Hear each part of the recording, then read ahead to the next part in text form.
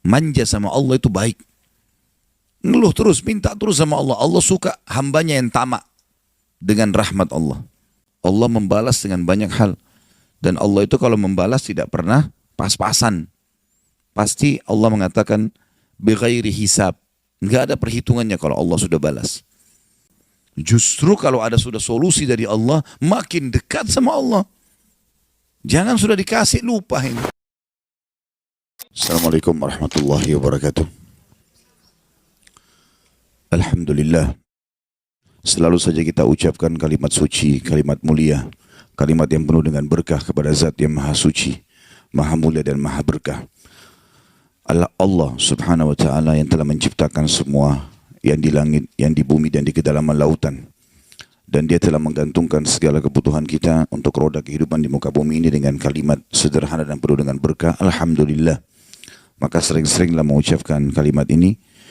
Selanjutnya kita panjatkan salam hormat kita yang penuh dengan penghargaan dan cinta serta rasa rindu kepada manusia terbaik yang telah diperintahkan oleh Allah memang untuk dicontohi hidupnya dan dijadikan sebagai suri tauladan, serta Allah bersama malaikatnya mengucapkan salam hormat secara langsung kepada manusia terbaik ini bersama dengan malaikatnya dan dijadikan ibadah untuk orang-orang yang beriman. Maka sangat wajar kalau kita selalu mengucapkan salawat dan taslim kepada Nabi besar Muhammad sallallahu alaihi wasallam. Jadi sabar itu adalah menerima takdir Allah, kemudian ikhtiar mencari jalan keluar semampunya sesuai dengan syariat Allah. Jadi harus dihubungkan dengan potongan definisi terakhir itu tadi, sesuai dengan syariat Allah. Menerima takdir Allah, kemudian ikhtiar mencari jalan keluar semampunya sesuai dengan syariat Allah. Misal, seseorang di antara kita bangun di pagi hari, flu, sakit misalnya, demam. Maka ini takdir Allah.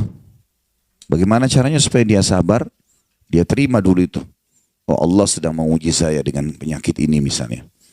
Kemudian langkah kedua, ikhtiar. Cari jalan keluar semampunya. Minum obat ke dokter, minum air hangat, ya, semampunya. Lalu sesuai dengan syariat Allah. Enggak boleh kita berobat dengan hal-hal yang diharamkan. Sebagaimana sabda Nabi SAW dalam hadis yang sahih, Allah tidak akan menjadikan kesembuhan kalian dari hal-hal yang Ia haramkan. Allah tidak akan menjadikan kesembuhan kalian dari hal-hal yang Ia haramkan. Itu contoh daripada aplikasi definisi sabar tadi. Seseorang meninggal, orang yang kita cintai misalnya meninggal, maka sabar. Terima itu sebagai keputusan dari Allah.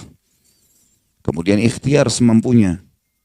Urus jenazahnya, doakan, sedekah buat dia. Karena itu yang diperintahkan sesuai dengan syariat Allah. Dan tidak boleh kita melanggar. Jangan niyaha misalnya.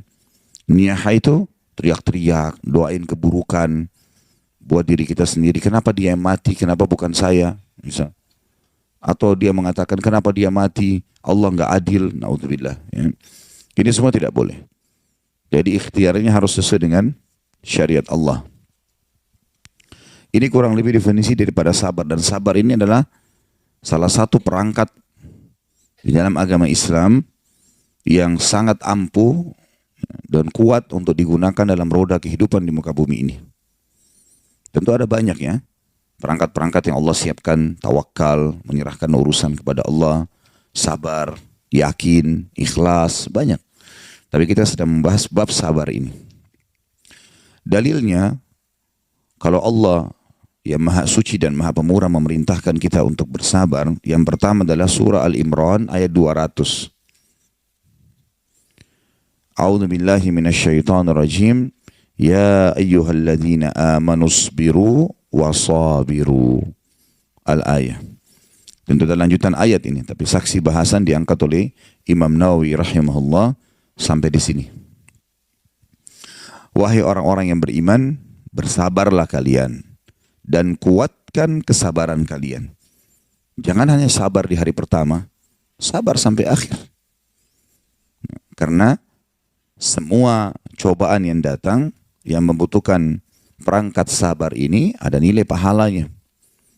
Makin seseorang itu kuat, menguatkan jiwanya, meyakini tentang janji-janji Allah kepada orang-orang beriman pasti akan diberikan jalan keluar dari hidupnya. Fa inna ma'al usri yusra, di setiap kesulitan pasti ada kemudahan. Inna ma'al usri yusra, pasti di setiap kesulitan ada kemudahan. Yang penting sesuai dengan hukum Allah, pasti akan dikasih jalan keluar. Maka tentu saja dia akan tenang di sini. Dia kuatkan kesabarannya. Jadi perhatikan lafaz dari Allah yang maha suci, dan ini kekal ditilawakan sampai hari kiamat oleh orang beriman. Bukan cuma sabar, tapi kuatkan kesabaran. Artinya komitmen, istiqamah dengan sabar itu. Dan tentu teman-teman sekalian, setiap ada masalah yang datang, ada hadis lain yang berbunyi innamas sadmatu fil ula. Sesungguhnya beratnya cobaan itu di awalnya saja.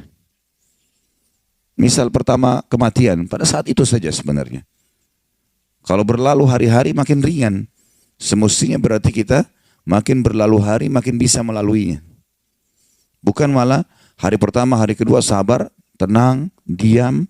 Kemudian di hari seminggu kemudian, sebulan kemudian baru berkeluh kesah kepada teman-temannya. Ini tidak tepat karena yang sebenarnya menyakitkan di hari pertama itu. Hari-hari selanjutnya sudah lebih ringan. Makanya Nabi SAW mengatakan tadi, innamas sadmatu fil ula. Sesungguhnya beratnya cobaan itu di awalnya saja. Selebihnya sudah mudah. Hari pertama kematian, hari pertama hilangnya barang. Kalau sudah berlalu waktu selesai. Enggak ada masalah. Ayat yang lain, surah Al-Baqarah 155. Namun sebelum saya baca surah ini, tentu ada hal yang harus difahami. Ada namanya ujian, cobaan, dan ini datangnya secara individu. Bahasa Indonesia begitu ya, ujian, cobaan. Kalau bahasa Arabnya ini dirangkum dengan kalimat musibah. Tetapi kita lihat bahasa Indonesia ada namanya cobaan dan ujian, dan ini datangnya kepada individu, beriman, muslim atau kafir. Seperti misalnya sakit, nggak mungkin orang sampai mati nggak pernah sakit. Cuma mungkin tinggal berat ringannya sakit itu. Dan ada penyakit standar, tidak ada orang tidak pernah flu misalnya, tidak pernah demam, itu sudah umum. Sakit perut, itu udah biasa itu, sudah umum gitu kan. Ada juga yang sifatnya atau meninggalnya keluarga yang kita cintai dan seterusnya. Ada yang lain namanya bencana. Bencana beda. Nggak bisa kita misalnya kalau sakit perut saya mengatakan saya kena bencana. Tapi saya kena cobaan. Karena bencana ini sifatnya umum. Dia merata. Kena kepada mayoritas masyarakat kayak tsunami, gempa, longsor, banjir. Nah kalau yang pertama, cobaan-cobaan yang kita lalui dalam kehidupan sehari-hari ini pasti datang. Jadi Bapak Ibu harus tahu, sebagaimana kita sehat, kita pasti akan sakit. Sebagaimana kita muda, kita pasti akan, itu pasti. Sebagaimana kita hidup, kita akan mati. Sebagaimana ada dunia, ada akhirat. Itu selalu berpasang-pasangan. Orang kalau paham tentang sistem ini, pada saat dia sakit dia tahu. Misal dia flu. Dan umumnya cobaan datang pasti lebih sedikit dibandingkan nikmat. Seperti misal sekarang Bapak Ibu di sini yang hadir. Anggap umur seseorang di antara kita misalnya 50 tahun, 60 tahun orang yang tua misalnya. Baik, dari 60 tahun umur itu, mana lebih banyak? Merasakan kenikmatan atau merasakan cobaan? Umumnya orang merasakan kenikmatan. Mungkin dari sekian umur itu, dari 60 tahun misalnya, dia 40 tahun sehat. 50 tahun sehat, mungkin baru 10 tahun dia sakit. Atau mungkin kita dalam 1 tahun 365 hari kita sehat. Tahun depan 1 minggu Allah coba dengan flu. Kalau kita mau bicara adil, mestinya setahun sakit, setahun sehat. Atau setahun sehat, setahun sakit. Mestinya. Kalau difahami ini kita akan tenang dan bisa sabar. Oh ternyata Allah lagi mau melihat saya ini menikmati enggak, bersyukur enggak dengan nikmat yang ada kemarin. Karena ada orang begitu. Saking luar biasanya nikmat Allah pada dia sampai dia lupakan itu. Dia bisa aktivitas, bawa mobil ke sana sini, keluar 1 tahun, 2 tahun, tidak pernah sakit. Akhirnya Allah coba dia, supaya dia tahu besarnya nikmat itu. Orang kalau sudah masuk di ruangan ICU, itu baru tahu bagaimana luar biasanya nikmatnya kesehatan. Kita pada saat meriang, baru kita tahu nikmatnya minum air es itu. Orang itu minum diteguk dengan enaknya, kita sentuh aja ketakutan, gitu kan, nggak bisa. Maka cobaan-cobaan juga punya makna di sini. Supaya manusia sadar. Ulama merincikan tentang manfaat sabar dalam cobaan ini yang datang secara individu ya. Yang pertama, agar dia menyadari bahwasanya dia makhluk. Itu harus disadari ini Bapak Ibu sekalian.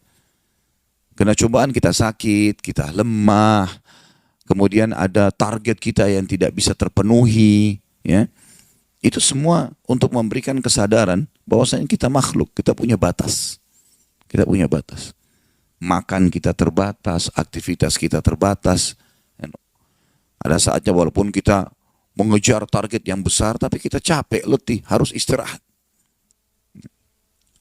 Maka dia sadar bahwasanya dia makhluk. Itu manfaat yang pertama. Yang kedua, dari masalah cobaan dan ujian ini, untuk mendapatkan ekstra pahala atau janji-janji dari Allah. Jadi di surga itu misalnya ada derajat kita nggak bisa jangkau kecuali 100 tahun puasa. 100 tahun sholat malam. Tapi umur kita cuma 80. Dari 80 juga yang kita pakai ibadah paling cuma 50. 30 habis pada hal-hal yang jalan-jalan lah, masa anak-anak sebelum balik lah, segala macam. Baik, bagaimana caranya? Sementara Allah dengan kemahamurahannya mau kita dapat fasilitas itu. Maka Allah coba dengan penyakit 10 tahun. 10 tahun dapat derajat yang 100 tahun. Karena semua jenis ibadah itu pasti balasannya lebih besar daripada cobaannya. Mungkin kita sholat 2 rakaat saja sudah cukup membuat kita diberikan kesehatan 2 tahun. Allah membalas dengan banyak hal. Dan Allah itu kalau membalas tidak pernah pas-pasan. Pasti Allah mengatakan bighairi hisab. Enggak ada perhitungannya kalau Allah sudah balas. Kalau kita berniaga dengan Allah, tanda kutip di sini, pasti kita akan untung dibandingkan berniaga dengan manusia yang sama sekali tidak pernah kecuali ada perhitungan. Sementara Allah SWT tidak seperti itu. Sedikit beriman, sebagaimana hadis qudsi, kalau hambaku mendekatkan diri kepada aku 1 jengkal, aku 1 siku. Ya, kalau dia 1 siku, aku 1 lengan, bahasa sederhananya gitu ya. Kalau dia berjalan, saya berlari kepadanya. Sedikit ibadah, Allah sentuhkan keimanan. Kita merasa dekat dengan Sang Pencipta Allah. Begitu pula kalau orang-orang yang fasik, itu kalau orang beriman. Kalau orang beriman diberikan cobaan, maka untuk tinggikan derajatnya. Kalau orang fasik, muslim yang banyak dosanya, belum sempat taubat, atau orang kafir, untuk menjadi peringatan buat dia. Supaya dia berhenti, gitu kan? Sejahat-jahatnya seseorang, Bapak Ibu sekalian, ada saatnya dia capek, dia tidur malam hari. Supaya dia sadar ini salah. Seringkali dia merasa mimpi buruk, dia merasa juga ketakutan, atau Allah Subhanahu Wa Taala punya cara mengirim sinyal kepada dia untuk berhenti dari kejahatannya. Bahkan saya pernah bahasakan, kepergoknya seorang pencuri itu bentuk kasih sayang Allah kepada dia. Karena kalau tidak kepergok, mencuri terus. Tapi kapan dia kepergok, dia kapok, dia nggak mau. Maka ini harus digarisbawahi. Dan seringkali sebelum dia mencuri pasti datang sinyalnya Allah. Yang paling sederhana ketakutan, khawatir. Kemudian kalau tetap melangkah, Allah datangkan dia kepergok orang lain. Kalau tetap melakukan lagi, nanti akhirnya Allah SWT berhentikan dengan caranya. Masyarakat atau manusia digerakkan oleh Allah untuk menggebukin dia supaya dia berhenti. Ya. Jadi jangan sampai menunggu cobaan Allah lebih berat datang, baru kita mau berhenti. Orang mukmin itu cerdas. Begitu peringatan datang, dia berhenti segera. Begitu dia mau selingkuh, berbuat dosa, ada rasa takut, berhenti sudah, selesai. Tetap dia melangkah, nanti suaminya atau istrinya telepon. Peringatan lebih jauh. Nggak mau diangkat, tetap melangkah, ini lebih berat nanti. Makin dibiarkan, makin berat nanti. Nanti akhirnya ketemu sama tetangganya, kelihatan oleh orang, malu. Tetap juga dia ngotot. Oh ini kalau di Jakarta ketahuan, kalau ke Bogor nggak ketahuan.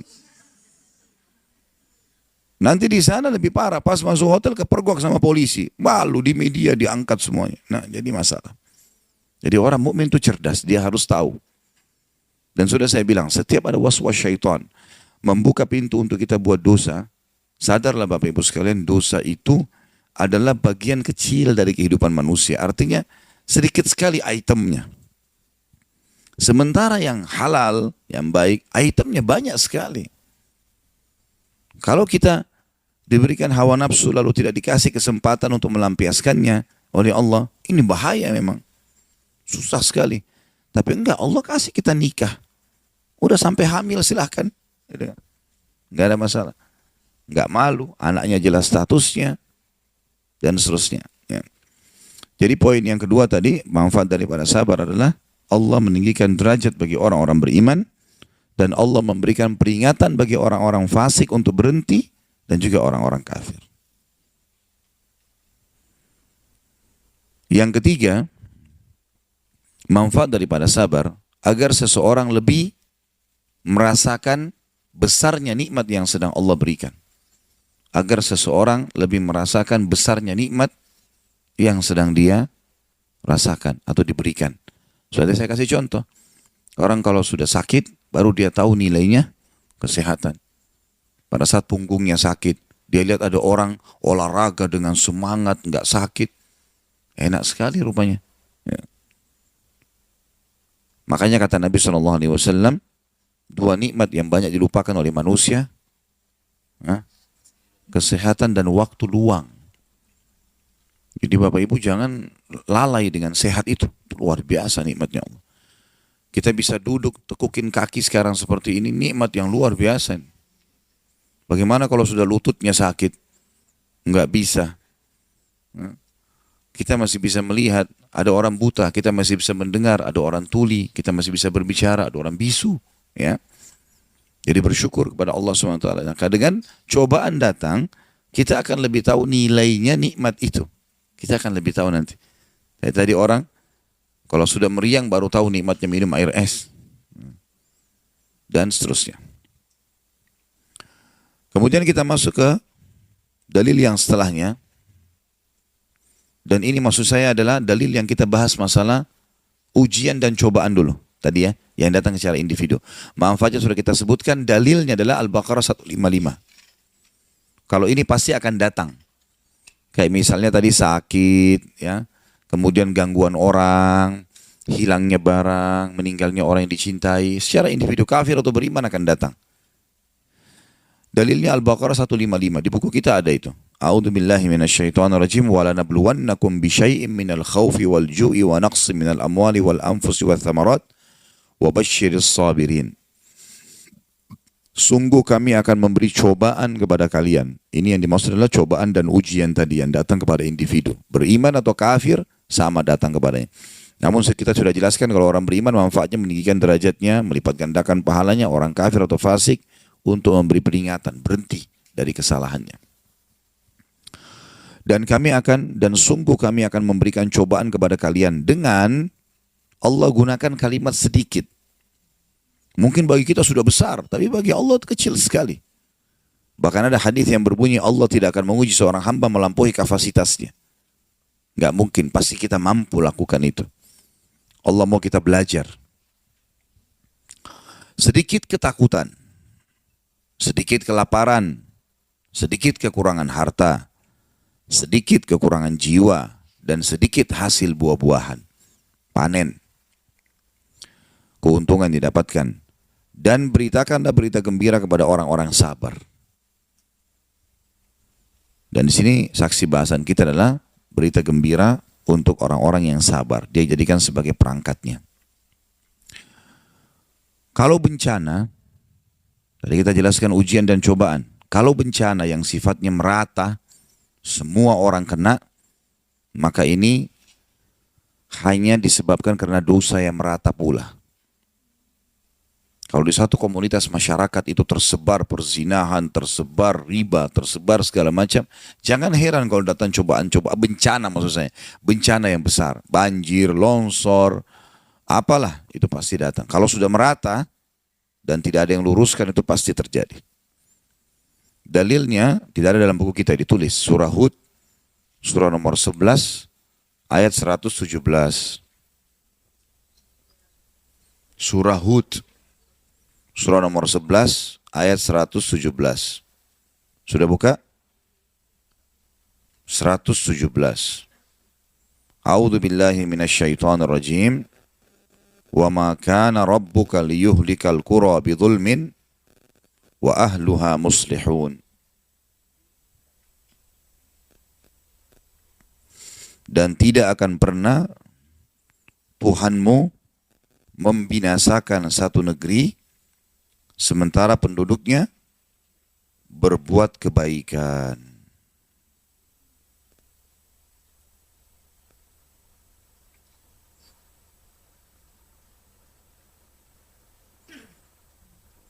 Sudah? Kita pindah dari selanjutnya surah Al-Qasas. Jadi perhatikan tadi Hud itu 117, bukti nyata Allah menjanjikan kepada kita dan Allah tidak akan pungkiri janjinya. Tidak mungkin bencana datang sementara penduduk negeri itu bukan masih beriman. Muslihun itu berbuat kebaikan, kepatuhan. Artinya mereka berbuat kebaikan-kebaikan. Jadi nggak mungkin kalau kita patuh, kita sholat, kita ibadah segala macam, kemudian datang bencana, nggak mungkin. Kalau kita lihat Indonesia sekarang datang bencana, tapi masih belum merata ya. Ada banyak wilayah yang kena. Ini karena masih berimbang antara orang yang berbuat salah dengan orang yang berbuat baik. Tapi kalau merata, hampir seluruh negeri, seperti kita tahu negerinya kaum Lut. Satu negeri mayoritasnya homoseksual. Allah binasakan sekalian. Ya. Kaum Saleh, kaum Thamud, kaumnya Nabi Saleh. Satu negeri semuanya pencuri, curang dengan timbangan. Mereka sudah saling tahu ini, saling mencuri. Sampai suami istri pun tidak saling tenang. Karena bisa ditipu oleh pasangannya. Dinasehatin nggak mau, dibinasain sekalian. Dalil yang selanjutnya surah Al-Qasas, surah nomor 28, ayat 58 dan 59. Al-Qasas 28, surah nomor 28, ayat 58 sampai 59. Ini rajin nulis karena mau ditanya atau mau ilmu ini? Hah? Saya lihat Masya Allah sekarang, wah rajin nulis. Nanti Tommy pertemuan akan datang, jangan taruh buku di sini. Saya mau lihat nulis nggak? Ilmu ini ya, untuk diterapkan dalam kehidupan, bukan karena buku. Baiklah, Alhamdulillah. Jangan ada yang tersinggung, karena kalau tersinggung berarti kena itu ya. Nggak tersinggung kok, tapi mukanya cemberut ya. Baik, kita baca surah Al-Qasas 28 ayat 58 dan 59. Saya bacakan 58-nya. A'udzu billahi minasyaitonir rajim. Wa kam ahlakna min qaryatin batirat ma'isyataha fatilka masakinuhum lam tuskam min ba'dihim illa qalila wa kunna nahnul warithin. Dan berapa banyak penduduk negeri yang telah kami binasakan. Banyak yang Allah SWT sudah binasakan. Ini diceritakan sebagian kecil yang sudah bersenang-senang dengan kehidupan mereka. Berfoya-foya, ya, zina sana sini, mabuk, segala macam mereka lakukan. Maka itu lihat tempat-tempat kediaman mereka yang tidak didiami lagi sesudah mereka. Kecuali sebagian kecil, ada sebagian orang yang masih menempati, tapi sudah tidak ada. Paling pun cuma jadi kenangan sejarah. Kayak kita tahu misalnya Madain Saleh yang ada di Saudi, yang tempatnya kaum Saleh. Ada sekarang, kita bisa lihat tempatnya mereka. Atau mungkin yang di Jordania, yang dianggap itu juga bagian daripada kemungkinan di situ juga tempatnya, karena masih diterka-terka oleh banyaknya ahli sejarah gitu kan. Di Petra itu juga sama. Tapi kita cuma bisa lihat paling dijaga oleh pemerintah. Makanya Allah mengatakan, lihatlah tempat kediaman mereka, tidak ada lagi yang huni. Mereka punya dulu sudah foya-foya, mereka nyanyi-nyanyi, mereka nari-nari segala macam. Tapi lihat tempat tinggal mereka, tinggal kenangan. Dan tidak ada yang ditinggali kecuali sedikit. Maknanya adalah hanya jadi kenangan sejarah. Dan kami adalah pewarisnya. Kami ambil alih tempat mereka. Udah, jadi bagian dari bumi kembali. Ayat 59. Wa ma kana rabbuka muhlikal qura hatta yab'atha fi ummiha rasulan yatlu alaihim ayatina. Wa ma kunna muhlikil qura illa wa ahluha zalimun. Perhatikan baik-baik ayat ini. Dan tidak ada Tuhanmu hai Muhammad, mustahil Allah membinasakan kota-kota sebelum dia mengutus ke kota-kota tersebut Rasul yang membacakan ayat-ayat kami kepada mereka. Pasti sampai dulu peringatan. Allah enggak, walaupun negeri itu zalim, tapi belum ada orang yang menyampaikan kebenaran, maka Allah belum binasakan. Orang-orang Quraisy itu menyembah berhala udah lama. Dari zamannya Amr bin Luhai, ratusan tahun sebelum lahir Nabi Muhammad SAW. Memang belum ada yang sampaikan kepada mereka masalah itu.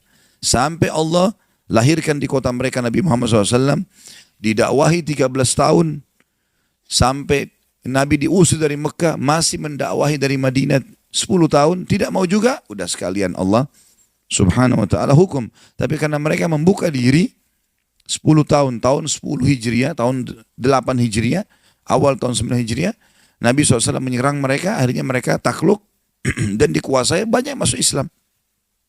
Ya sudah, mereka menerima hukum Allah, maka Allah SWT tidak jadi hukum. Dan tidak ada Tuhanmu membinasakan kota-kota sebelum dia mengutus di ibu kota atau di kota tersebut seorang Rasul yang membacakan ayat-ayat kami, dan perhatikan penutupan ayat. Dan tidak pernah pula kami membinasakan kota-kota kecuali penduduknya dalam keadaan melakukan apa? Kezaliman. Enggak mungkin Allah binasakan kalau tidak berbuat kezaliman. Maka ini perlu digarisbawahi. Harus ada penyebab dulu. Para sahabat mengatakan, kami sangat tahu dan sadar kalau kami akan memenangkan peperangan melawan musuh kalau kami sudah dengar dalam benteng musuh mereka mencaci maki Allah dan Rasulnya. Betul mereka orang kafir, didakwahi, dikepung, tapi masih terjadi perang manusia biasa. Kapan kemenangan Allah datang? Justru kalau makin memuncak kejahatan mereka. Kami tahu kami akan menang, justru kalau kami dengar cacian dari benteng musuh kepada Allah dan Rasulnya. Kapan mereka mencaci maki itu sudah selesai. Besok kita menang tuh. Seperti itulah. Karena ada kezaliman yang terjadi yang luar biasa, maka Allah binasakan. Jadi ini dalil-dalil berhubungan dengan masalah bencana. Kita pindah ke dalil selanjutnya, kembali ke buku kita. Tadi itu kita ambil dari Al-Baqarah 155 ya. Kita rincikan tentang masalah perbedaan antara ujian, cobaan, dan bencana.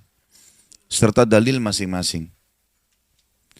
Selanjutnya Imam Nawawi rahimahullah menyebutkan dalil yang ketiga dalam bahasan bab sabar ini.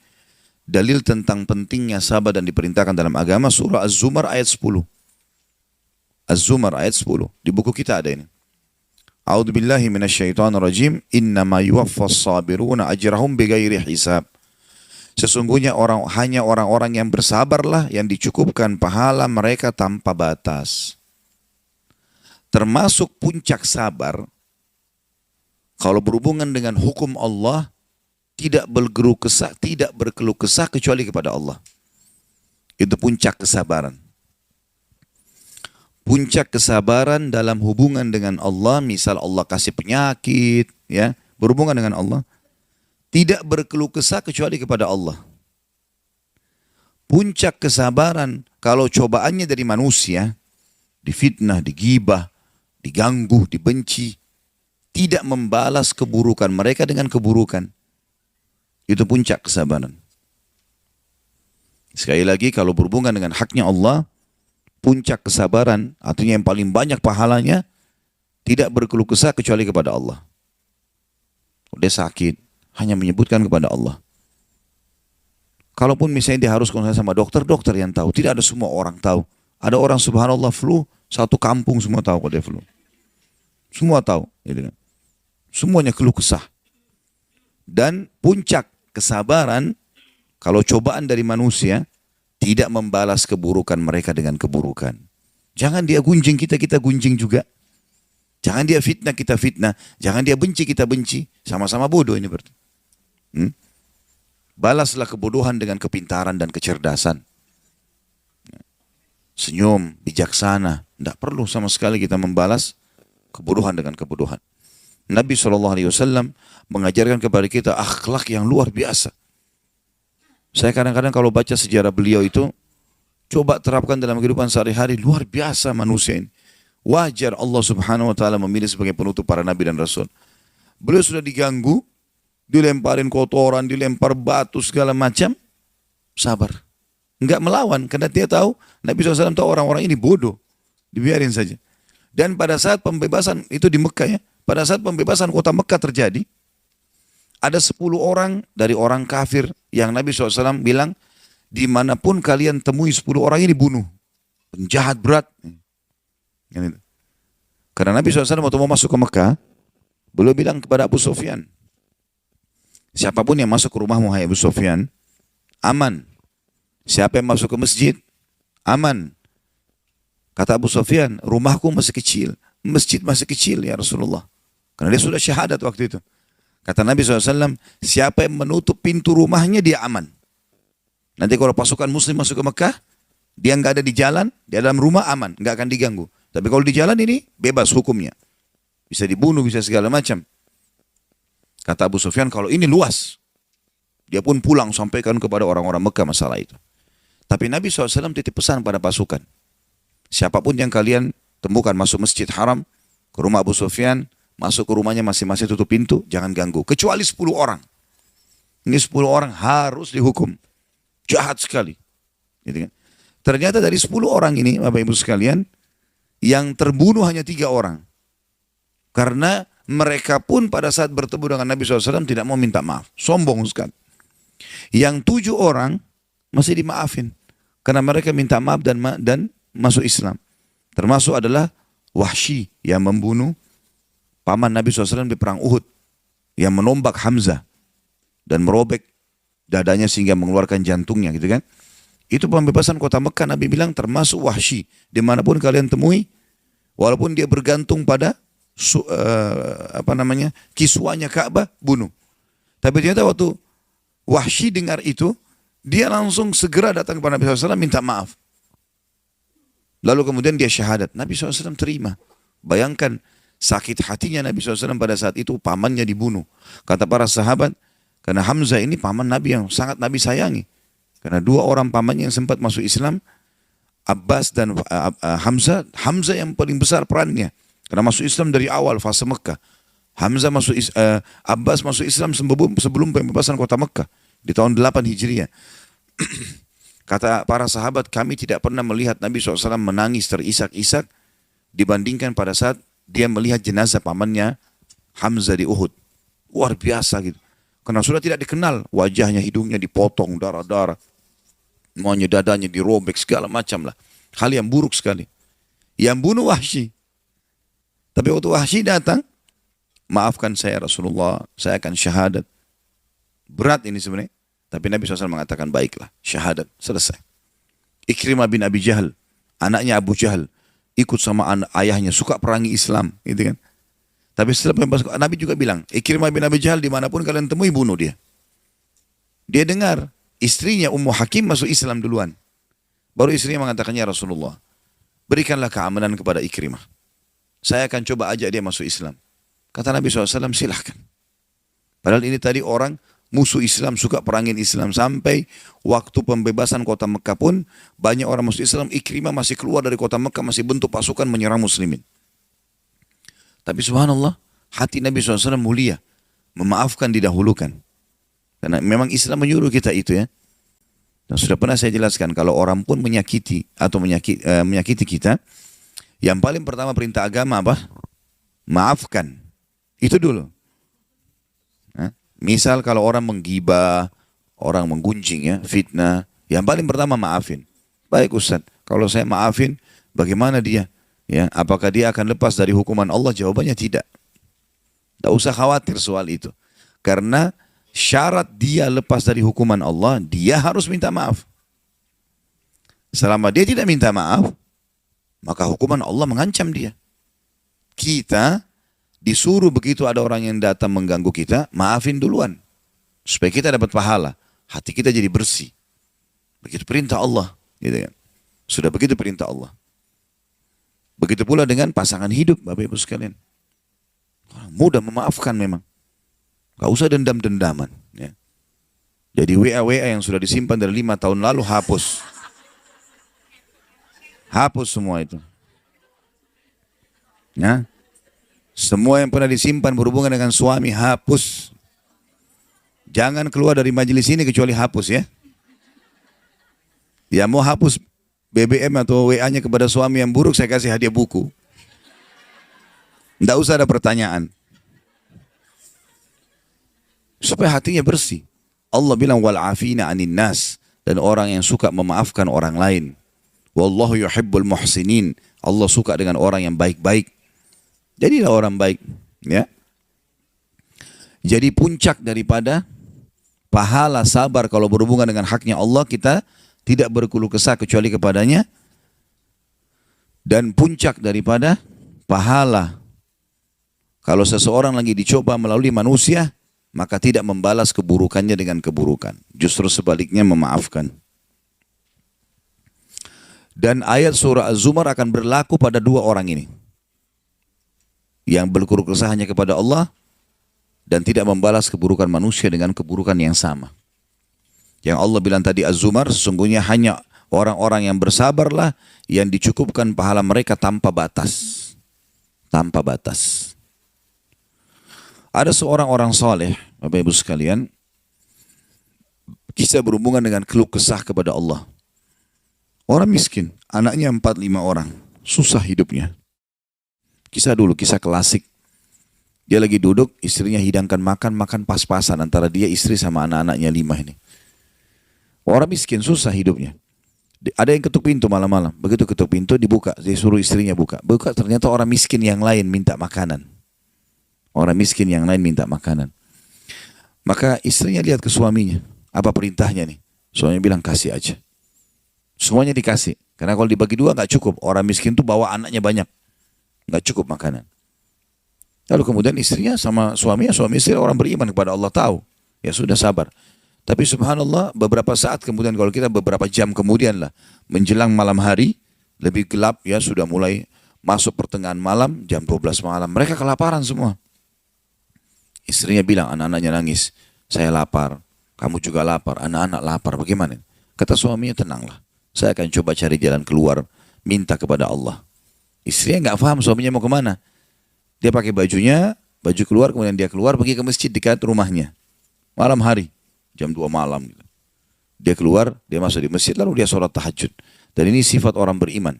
Berkeluh kesah sama Allah itu jangan cuma hal yang besar, dari hal yang kecil.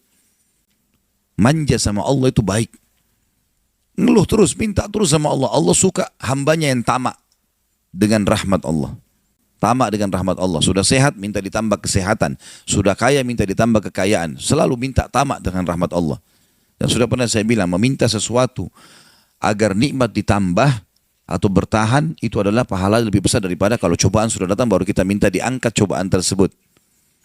Kita sehat, minta agar Allah pertahankan kesehatan. Itu lebih besar pahalanya dibandingkan nanti sakit, baru minta disembuhkan. Jadi tamak dengan rahmat Allah itu penting. Kalau bahasa saya sebenarnya bermanja-manja sama Allah.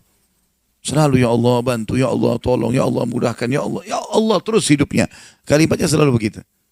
Orang ini masuk ke dalam masjid, dia sholat malam lalu dia minta sama Allah, doanya begitu. Ya Allah, Engkau tahu aku kelaparan dengan istriku dan anakku malam ini, maka berilah kami makan.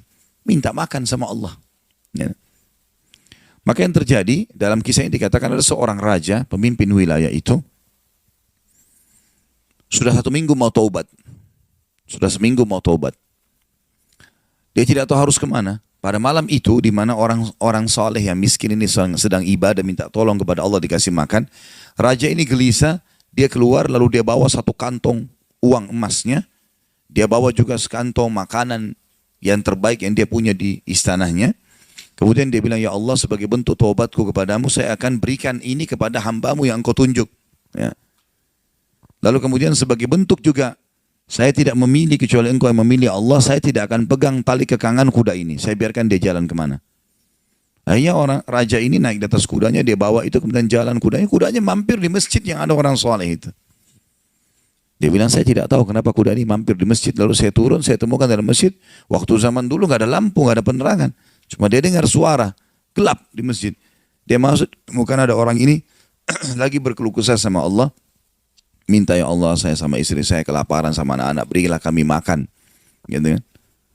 Maka dia bilang, raja ini pun setelah orang itu berdoa sholat, lalu dipanggil. Dia bilang, saya seorang raja di sini, saya raja di sini, saya sadar bertobat kepada Allah dan saya dengar doamu. Tadi kau minta makanan, maka ini saya kasih. Ini harta saya yang saya niat sedekahkan dengan makanan. Ambillah. Dan kalau kau punya masalah lagi, datang ke istana saya kapan saja. Kira-kira saya mau tanya Bapak Ibu sekalian, kita jujur menjawab. Kalau seandainya kita di posisi orang ini, kita sudah dapat solusi. Kalau kita sekarang mungkin ada orang kasih kartu nama, nih ya, butuh apa saja telepon saya. Misal presiden, tidak usah presiden, terlalu tinggi lah. Misal seseorang kita temui orang kaya, ada masalah apa saya telepon ke saya akan bantu. Saya yakin umumnya orang meninggalkan Allah pada saat itu. Udah selesai, dia pikir orang ini sudah bantu, sudah selesai. Tiap hari telepon orang itu, telepon dikasih bantuan. Perhatikan orang soleh ini apa yang dia bilang. Waktu raja itu bilang kalau ada keperluan apapun datang ke istana saya. Dia bilang, saya demi Allah tidak akan datang kepada anda kalau saya punya masalah. Tapi saya akan datang kepada Allah, Tuhan saya dan Tuhan anda yang telah mengutus anda datang kepada saya malam ini membawa makanan. Justru kalau ada sudah solusi dari Allah, makin dekat sama Allah. Jangan sudah dikasih lupa ini. Ini poin penting bagaimana kita jaga berkeluh kesah kepada Allah. Jadi jangan berpikir Bapak Ibu sekalian, masa sih saya bisa sembuh hanya karena saya sujud? Masa sih saya bisa mendapatkan keturunan hanya karena saya sujud? Ini kesalahan ini. Justru harus kita fahami kalau itu bisa. Dan Allah punya cara. Setiap jawaban Allah kalau datang itu sesuai dengan sistem atau sunnatullah yang telah Allah ciptakan di alam kita ini. Misal saya berkeluh kesah, ya Allah sendal saya putus, gantikanlah. Sahabat begitu ya. Para sahabat Nabi itu kalau sendalnya putus, ya Allah sendal saya putus, gantikanlah. Allah nggak lemparin sendal dari langit. Nggak mungkin. Tapi apa yang terjadi? Allah gerakkan sesuai dengan sistem yang ada. Allah buat ada orang lain melihat kita kasihan dikasih sendal. Atau dia dapat duit, dia bisa beli sendal. Jawabannya Allah begitu. Dalam bentuk sinyal datangnya. Jadi harus peka menangkap itu. Kemudian selanjutnya, tentu juga yang ini tadi contoh kisah orang yang berkeluh kesah kalau berhubungan dengan cobaan dari Allah ya. Dia tidak keluh kesah kecuali kepada Allah. Sekarang kita masuk ke contoh kalau cobaan dari manusia. Tadi saya bilang orang digunjing, orang dihina, orang difitnah segala macam. Dia tidak balas kebodohan dengan kebodohan. Jangan pelanggaran dengan pelanggaran. Pasangannya selingkuh, dia juga selingkuh. Dua-dua dosa. Dua-dua dihukum sama Allah. Tidak ada urusan sama kita itu. Tidak ada urusan sama kita. Ya. Maka kisahnya seperti misalnya Abdullah bin Abbas radhiyallahu anhuma pernah lagi jalan dicaci maki oleh seseorang tanpa sebab ini. Datang tiba-tiba caci maki dia. Ibnu Abbas dengarin saja apa yang disampaikan orang itu. Sudah selesai kata Ibnu Abbas, sudah selesai. Dia bilang iya, orang ini kebetulan lihat Ibnu Abbas pakai jubah baru. Ini kamu itu mentang-mentang sahabat Nabi, kamu itu pakai jubah mahal-mahal segala macam. Hasud, orang hasud gitu. Tiba-tiba bayangin kalau kita lagi naik di mobil orang ketuk kaca. Kamu kenapa pakai mobil baru? Kamu kenapa? Apa urusannya sama orang ini gitu? Mungkin kita marah-marah sama orang ini. Ibnu Abbas diam, didengarin semua, sudah selesai. Karena tidak mungkin tergerak orang ini mengucapkan sesuatu kecuali memang ada sebabnya. Dia biarin, sudah selesai kamu sudah. Baik, dibuka jubahnya, ini ambil hadiah buat kamu. Sampai orang itu malu. Sudah caci maki dikasih hadiah lagi. Dan yang dia sorotin ini adalah jubahnya Ibnu Abbas. Sampai akhirnya menjadi muridnya Ibnu Abbas. Nah, bisa nggak kira-kira kalau orang ketuk kaca mobil, kenapa pakai mobil baru? Ambil deh mobilnya.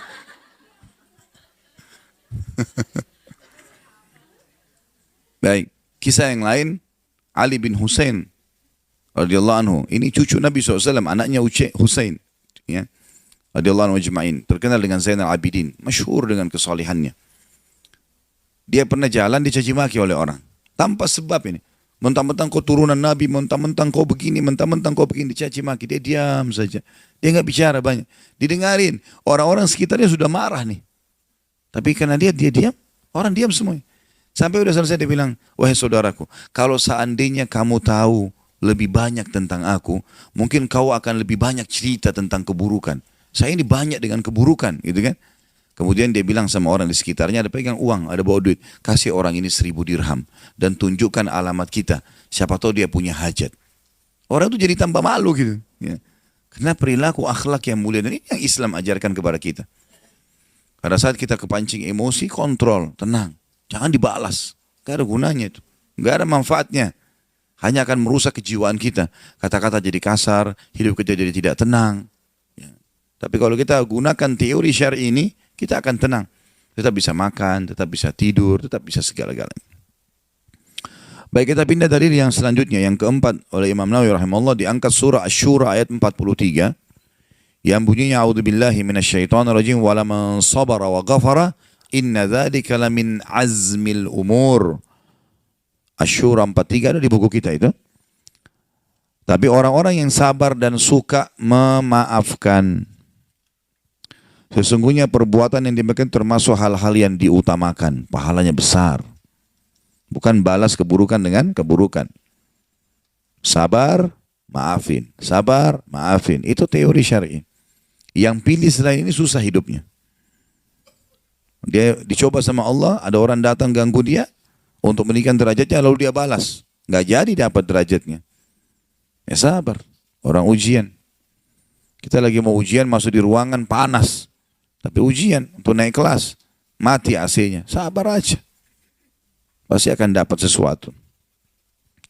Selanjutnya Al-Baqarah 153. Allah yang Maha Suci dan Maha Tinggi menyuruh kita menjadikan sabar dan sholat sebagai perangkat kita untuk bisa melalui kehidupan kita di muka bumi ini. A'udzubillahi minasyaitonirrajim. Ista'inu bis-sabri was-shalah innallaha ma'as sabirin.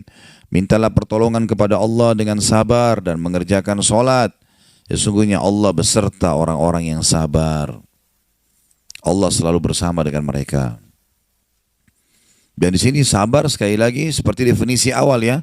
Bukan sabar elus dada duduk manis. Itu enggak. Biasa ada orang, ada masalah di Indonesia, sabar ya, disuruh duduk, tenang. Bukan itu. Sabar tadi, terima takdir Allah, ikhtiar semampunya, sesuai dengan syariat. Ada orang utang dengan kita nggak bayar, udah saya sabar aja. Enggak. Maksudnya duduk saya nggak usah nagih. Enggak. Nagih. Ikhtiar. Sampaikan ini sudah jatuh tempo, bayar saudaraku, kalau enggak nanti berat hari kiamat. Ingatkan. Kalau dia juga tidak mau ya sudah. Di situ kita sudah ikhtiar. Kembalikan kepada Allah SWT. Kemudian juga surah Muhammad ayat 31 dalil selanjutnya. A'udzubillahi minasyaitonirrajim wa lanabluwannakum hatta na'lamal mujahidina minkum was-sabirin. Sungguh kami benar-benar akan menguji kalian hingga kami mengetahui orang-orang yang berjihad dan sabar di antara kalian. Pasti di sini Allah SWT akan menguji orang-orang ini sabar atau tidak gitu. Baik, dan ayat-ayat kata Imam Nawawi rahimahullah dalam masalah ini sangat banyak dan sangat populer sebenarnya. Tapi ini sebagian kecil dari ayat-ayat Al-Quran yang menyebutkan tentang keutamaan sabar. Kita akan masuk ke hadis pertama dalam bab kita ini, nomor 26. Jadi berarti Bapak Ibu sudah belajar sampai hari ini 26 hadis. Sudah hafal berapa? Kok balasnya ketawa? Saya tanya berapa? Kalau baca anak SD juga bisa. Nah. Saya bacakan hadisnya dari Abu Malik Al-Harith bin Asim Al-Ash'ari radhiyallahu anhu.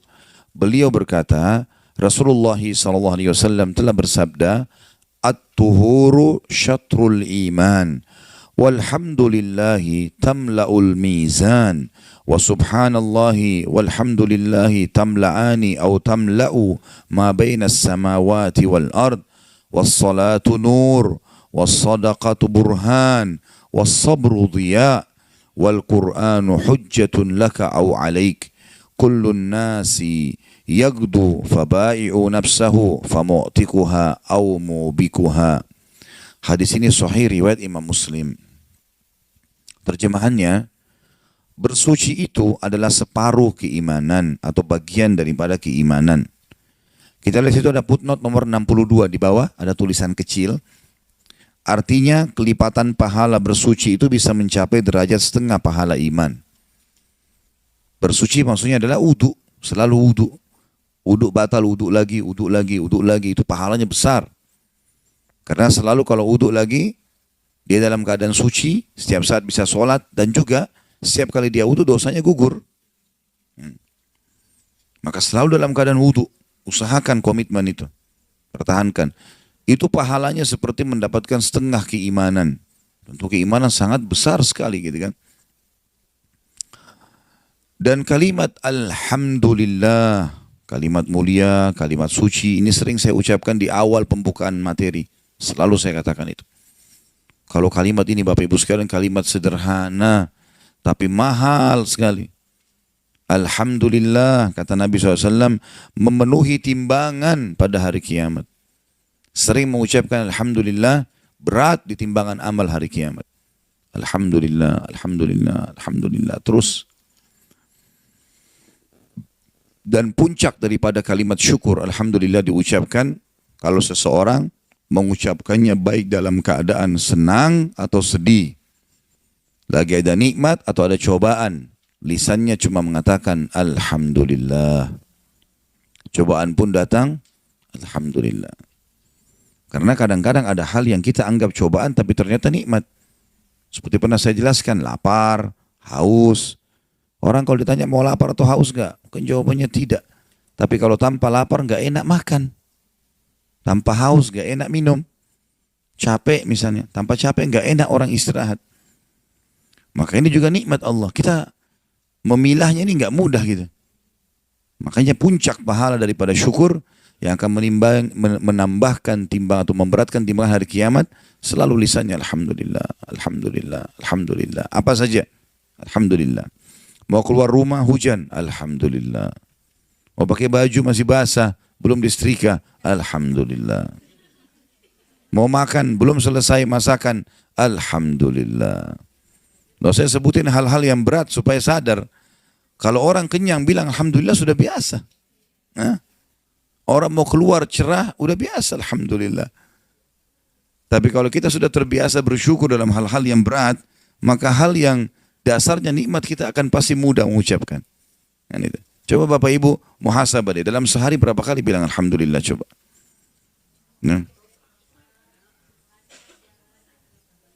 Nah ya sudah dijalanin belum itu? Semuanya Alhamdulillah. Karena ini berat di timbangan amal hari kiamat. Belum lagi memang kalimat Alhamdulillah yang pendek ini, itu menjadi penyebab bertambahnya nikmat. Selanjutnya, dan kalimat Subhanallah, Maha Suci Allah, dan Alhamdulillah, segala puji bagi Allah, keduanya memenuhi atau ia memenuhi antara langit dan bumi. Kata para ulama hadis yang dimaksud adalah pahalanya yang diberikan dengan mengucapkan dua kalimat ini, Subhanallah walhamdulillah, ini memenuhi antara langit dan bumi. Pahalanya besar sekali. Sampai ada hadis yang lain berbunyi, kata Nabi SAW, saya mengucapkan satu kali saja, Subhanallah walhamdulillah wala ilaha illallah wallahu akbar, lebih saya cintai daripada terbitnya matahari. Maknanya apa? Kalau orang ucapin sekali ini, lebih baik nanti lebih gembira dia pada hari kiamat mendapatkan pahalanya daripada matahari terbit untuk bumi kayak sekarang. Semua makhluk bisa menikmati. Kalau matahari nggak terbit, gimana kita bisa aktivitas itu? Ya. Gelap terus seperti malam misalnya. Tapi ini luar biasa. Jadi matahari fungsinya sangat luar biasa. Menerangi kehidupan, semuanya membutuhkannya. Kalimat satu Subhanallah walhamdulillah wala ilaha illallah Allahu akbar lebih baik daripada matahari terbit. Satu kali, bagaimana kalau 10 kali? Bapak Ibu lagi macet di jalan, daripada lihat plat mobilnya orang, di sebelah orang pakai helm warna apa, nggak perlu. Subhanallah, Alhamdulillah, wala ilaha illallah, Allah Akbar. Kalau lagi iseng nggak ada kegiatan, nggak usah buka HP, telepon siapa ya, nggak, zikir. Baca Subhanallah, Alhamdulillah, wala ilaha illallah, Allah Akbar. Kalau buka HP juga, rindu dengan pesan dari Allah, baca Al-Quran. Masa orang rindu dengan pesan temannya, pesannya Allah nggak senang gitu. Hah? Itu pesannya Allah dari langit itu. Baca dan setiap huruf dapat pahala. Ya. Menambah keimanan, banyak sekali manfaatnya. Kemudian dikatakan solat itu adalah cahaya.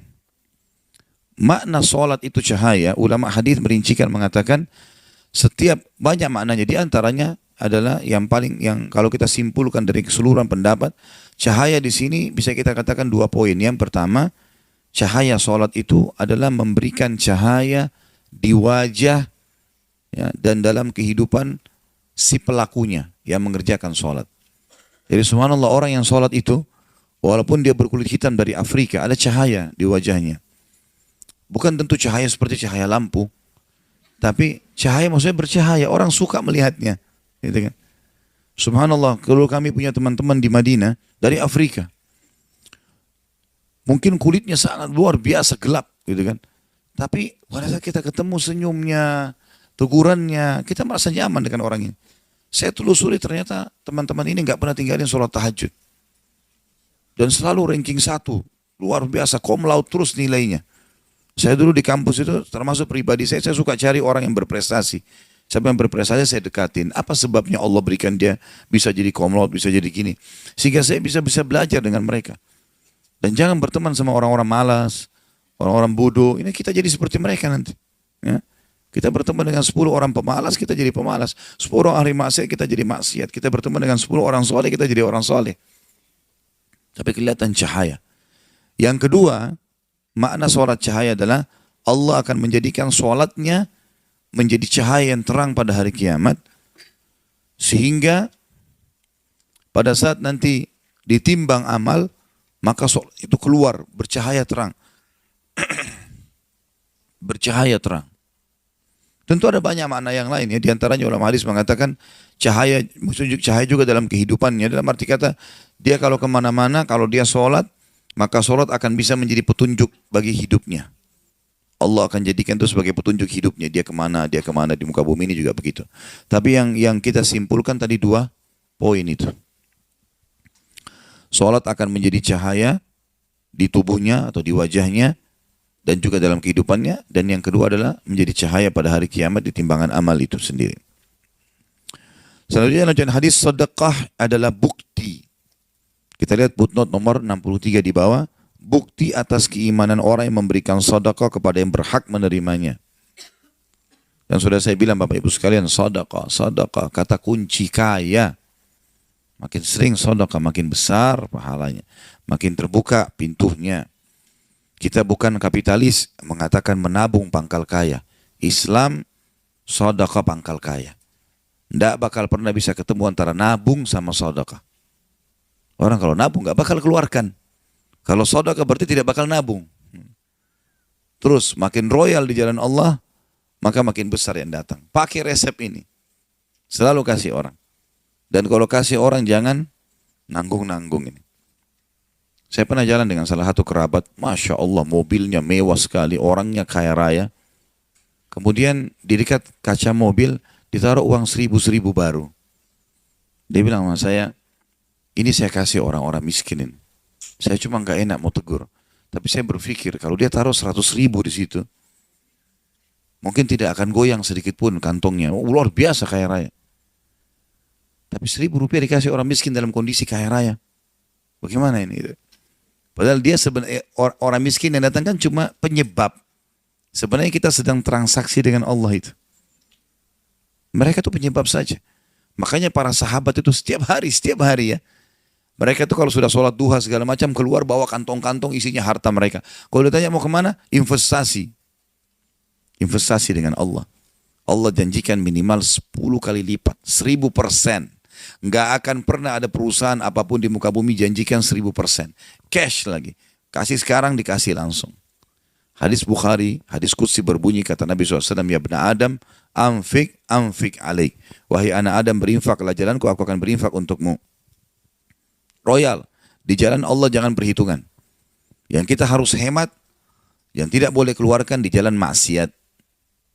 Tapi kalau di jalan kebenaran jangan hitung-hitungan. Tidak usah hitung. Korek kantongnya berapa yang tertangkap dan pegang, kasih aja. Jangan lihat dulu, oh ini kebesaran. Tukar dengan yang lebih kecil. Ya. Tadinya malaikat mau catat pahala besar, pindah ke pahala yang kecil.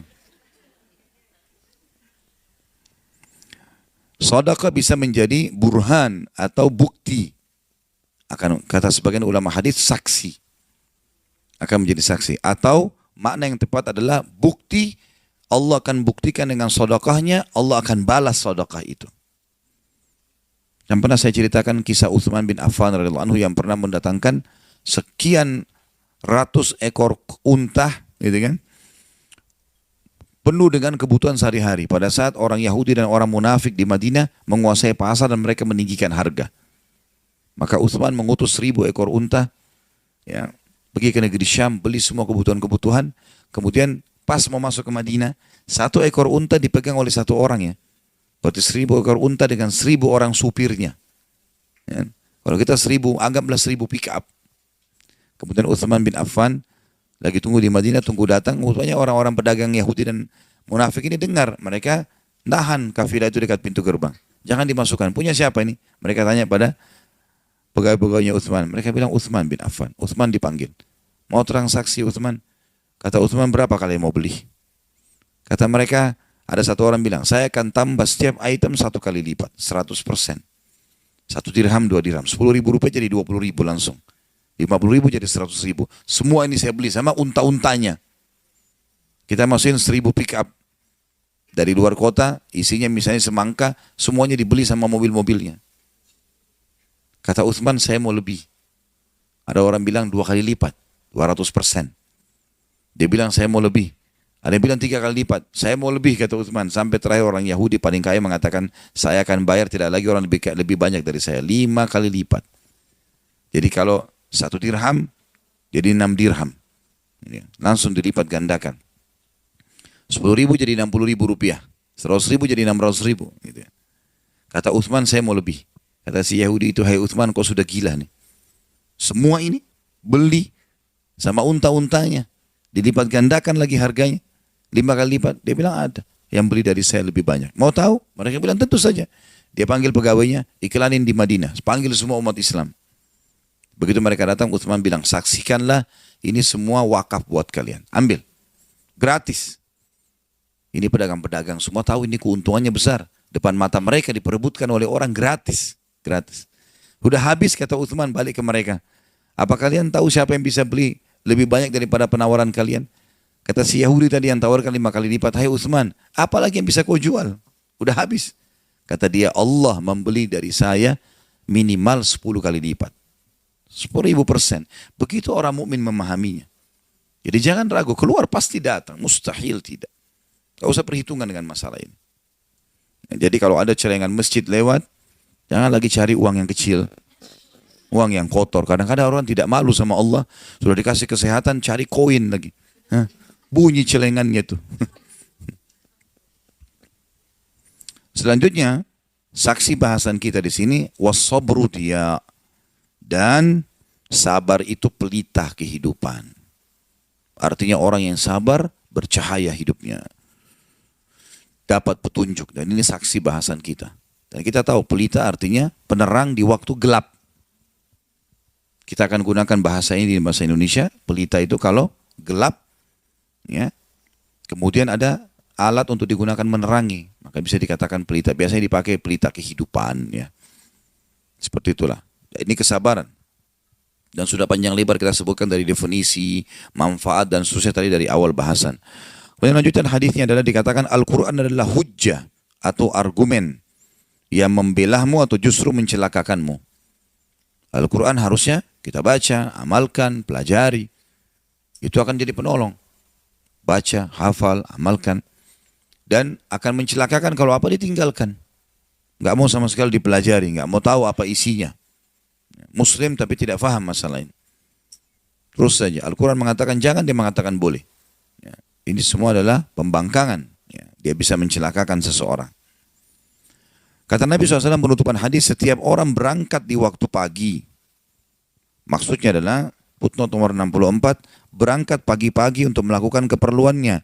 Maka ada yang memerdekakan dirinya dari azab dan ada yang membinasakan dengan menjauhkan diri dari hamparan ridha Allah. Maksudnya setiap orang di pagi hari sudah mulai beraktivitas, gitu kan? Untuk menjual dirinya. Maksudnya kepada Allah. Dia patuh, dia nikmati halal, dia jauhi yang haram, dia berarti menyelamatkan dirinya. Atau dia mencelakakannya. Maka ada yang memerdekakan dirinya dari api neraka, dan ada pula yang justru membinasakannya. Orang yang sibuk dengan majelis ilmu kayak begini, orang yang sibuk transaksi jual halal, orang yang sibuk apalah ya, kegiatan-kegiatan mencari nafkah yang halal, jenguk orang sakit, bakti dengan orang tuanya, apalah. Ya, ini semua adalah memerdekakan diri dari api neraka. Tapi orang yang keluar dengan niat mengatur strategi, menipu orang, mencaci maki orang lain, dan seterusnya, ini semua adalah membinasakan dirinya sendiri. Dan hadis sahih ini diriwayatkan oleh Imam Muslim sebagaimana sudah kita jelaskan tadi. Baik, ini hadis yang kita bahas.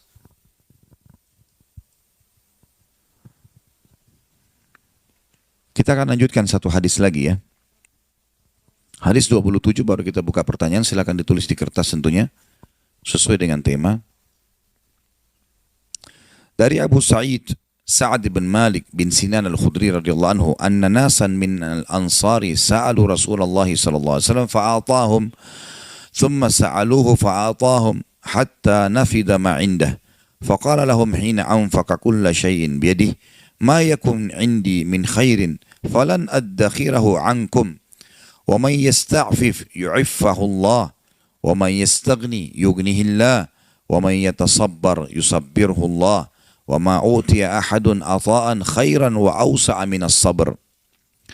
Bahwasanya ada beberapa orang dari kaum Ansar meminta kepada Rasulullah SAW, maka beliau memberi mereka, kemudian mereka meminta lagi, kemudian beliau memberinya atau memberi mereka hingga habislah apa yang ada pada beliau. Jadi di dekat Nabi SAW ada banyak sesuatu, di situ ada kurma, ada segala macam, ada orang minta dikasih, ada datang lagi orang minta dikasih, sampai habis apa yang di sekitar Nabi SAW. Maka beliau bersabda kepada mereka ketika beliau telah menginfakkan segala sesuatu yang ada di tangan beliau, harta apa saja yang ada padaku, aku tidak akan menyimpannya dari kalian. Barang siapa yang menahan diri dengan tidak meminta-minta, maka Allah akan menjaganya dari minta-minta. Siapa yang muliakan diri tidak mau minta-minta, Allah akan jaga dia. Sebagaimana ada hadis lain yang berbunyi, siapa yang menjaga afaf, kemuliaan, tidak minta-minta, Allah bukakan baginya pintu kekayaan. Dan siapa yang membuka pintu mengemis, maka Allah bukakan baginya pintu kemiskinan. Barang siapa yang merasa cukup sesuai dengan apa yang Allah berikan, maka Allah akan menjadikannya berkecukupan. Dan barang siapa yang berusaha untuk sabar, maka Allah akan menjadikannya sebagai penyabar. Dan seseorang tidaklah diberi suatu karunia yang lebih baik dan lebih luas daripada kesabaran. Hadis ini memberikan pelajaran kepada kita, Bapak Ibu sekalian, bahwasanya sedekah di jalan Allah tidak boleh ada perhitungan. Dan ada sebuah hadis yang lain, hadis sahih itu mulia sekali. Pernah Nabi SAW memotong seekor kambing. Kemudian setelah masak, Aisyah sudah masak, Nabi SAW suruh bagi-bagiin. Bagi-bagiin, hai Aisyah.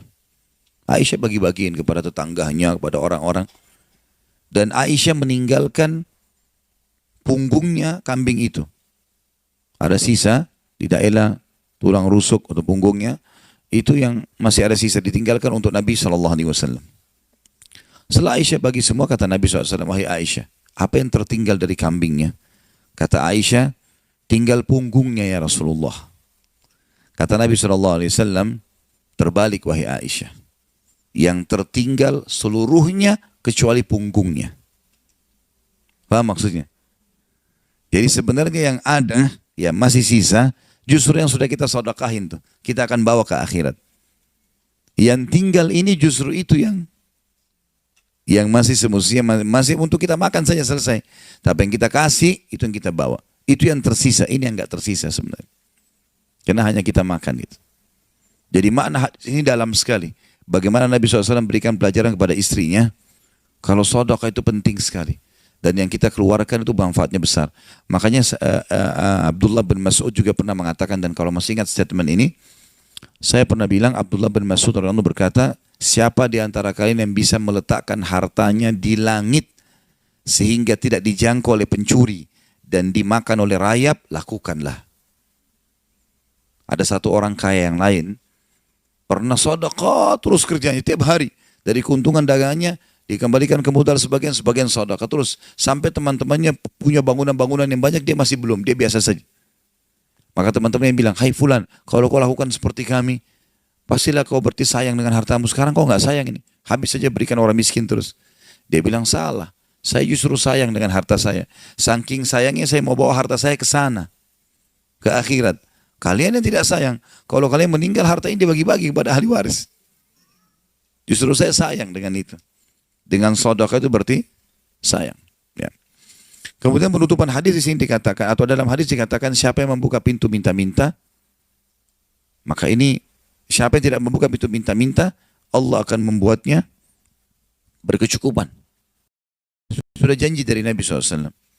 Siapa yang buka pintu mengemis, maka ini berarti dia akan dibukakan pintu kemiskinan. Subhanallah, ada saya temukan orang kaya sebenarnya. Gitu kan? Kadang-kadang begitu kita temukan. Datang ke rumah temannya, masuk di dapur, minta ini. Masuk di ruang tamu, minta ini. Minta, so. Kenapa minta ini? Dia bisa beli. Dia mampu gitu. Hadis Nabi jelas. Siapa yang buka pintu minta-minta, Allah bukakan baginya pintu kemiskinan. Siapa yang mulia, dia menjaga kemudian. Beda kalau kita dikasih ya. Bedakan antara kita dikasih hadiah, karena Nabi SAW terima hadiah, dengan orang yang sengaja mengemis, minta. Maka membuka pintu minta-minta, buka pintu kemiskinan. Dan siapa yang merasa cukup, tercukupkan di sini. Dan penutupan hadis mengatakan, dan barang siapa yang berusaha bersabar, dia mau melalui dengan kesabaran, maka Allah akan menjadikannya sebagai penyabar. Dan ketahuilah, seseorang tidaklah diberi suatu karunia yang lebih baik dan lebih luas daripada kesabaran. Itu sesuatu yang sangat luar biasa, besar, manfaatnya dalam kehidupan. Baik, kita berdoa kepada Allah SWT, semoga majelis kita diberkahi olehnya dan dijadikan sebagai tambahan amal kita pada hari kiamat. Dan semoga saja seluruh amal yang pernah kita kerjakan, yang akan kita kerjakan sampai ajal menjelang datang, diterima dengan kemahamurahannya. Dan semoga semua dosa yang pernah kita kerjakan sekecil sampai sebesar apapun diganti dengan kemahamurahan Sang Pencipta menjadi pahala. Dan kita mendoakan Indonesia untuk selalu makmur, damai, tentram, dan seluruh muslimin bersatu di bawah bendera tauhid, la ilaha illallah Muhammad Rasulullah, kembali dalam segala ibadah mereka kepada Al-Quran dan Sunnah. Dan semoga Allah juga memberikan pemimpin-pemimpin yang muslim, yang adil, kembali kepada Al-Quran dan Sunnah. Dan juga semoga Indonesia menjadi contoh bagi negara-negara yang lain. Dan kita selalu mendoakan saudara kita di Palestina, di Syria, di Yaman, di Irak, di Myanmar, di Ahsa, dimanapun mereka berada yang sedang tertindas. Semoga Allah ikhlaskan niat mereka, terima para syuhada mereka, mulakan Islam di tangan mereka dan tangan kita semua.